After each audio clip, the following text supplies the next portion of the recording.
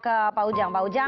Mas Ujang, apakah kemudian ada sanksi keras yang diberikan Presiden kepada Miftah Maulana atau hanya cukup menegur saja, kemudian yang bersangkutan minta maaf, kemudian mendatangi pedagang ST tersebut dan masalahnya selesai ya?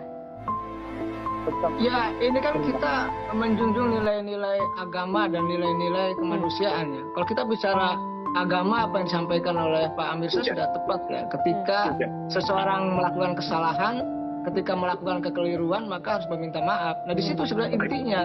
Kenapa? Karena dalam kita berkehidupan bernegara, kita tidak boleh menggiring pada hal-hal yang negatif atau mengadu domba.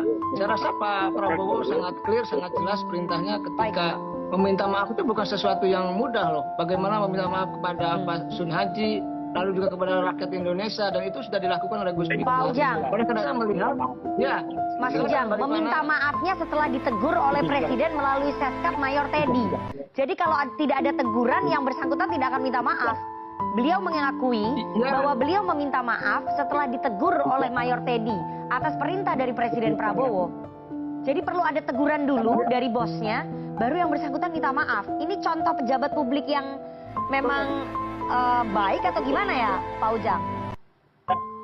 Ya, tentu saya melihatnya sesuatu yang bagus dari Pak Presiden ya, mengingatkan anak buahnya, mengingatkan utusan khususnya, mengingatkan semua pejabat negara untuk tadi ketika melakukan kesalahan harus mendatangi, harus meminta maaf. Nah, dalam konteks itu apakah personal dari Gus Miftah itu seperti apa? Tentu itu kembali kepada diri yang bersangkutan. Oke, yang baik. jelas dan yang pasti posisi istana adalah mengingatkan yang bersangkutan agar tadi hati-hati dalam berceramah, dalam membuat statement, karena posisinya bukan lagi hanya sebagai ulama, tetapi juga sebagai pejabat negara. Oke, itu baik. yang harus menjadi kehati-hatian bagi Gus Miftah. Ya, baik.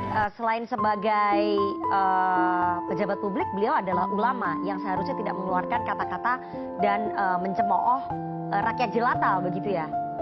Jadi memang perlu diingatkan dulu, baru yang bersangkutan minta maaf. Itu contoh pejabat publik di era pemerintahan yang Pak Prabowo. Ya, mestinya kesadaran itu tumbuh dari keyakinan diri sendiri.